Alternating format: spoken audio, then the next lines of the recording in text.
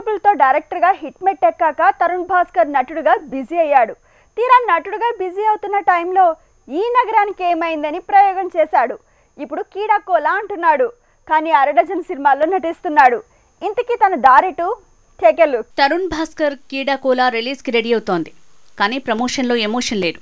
దేనికి తోడు తను దర్శకుడిగా మిగిలిపోవాలనుకుంటున్నాడా, నటుడిగా మిగిలిపోవాలనుకుంటున్నాడా అన్న విషయంలో కన్ఫ్యూజన్ తప్పట్లేదు. తరుణ్ భాస్కర్ పెళ్లి చూపులు, ఈ నగరానికి ఏమైంది, కీడాకోలా అంటూ దర్శకుడిగా ప్రయోగాలు చేస్తూనే నటుడిగా బిజీ అవుతున్నాడు. కాకపోతే ఒక మూవీ దర్శకుడిగా పూర్తి చేస్తే కనీసం 2-3 ఏళ్లు నటుడిగా బిజీ అవుతున్నాడు.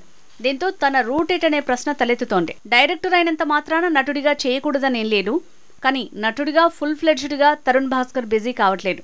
అలానే డైరెక్టర్గా ఫుల్ లెంత్ జర్నీ చేయట్లేదు. 2 దారుల్లో తరుణ్ భాస్కర్ది గెస్ట్ అపియరెన్స్ లానే ఉందంటున్నారు. పెళ్లి చూపులు, ఈ నగరానికి ఏమైంది, కీడాకోలా అన్నీ చిత్ర విచిత్రమైన కాన్సెప్టులే.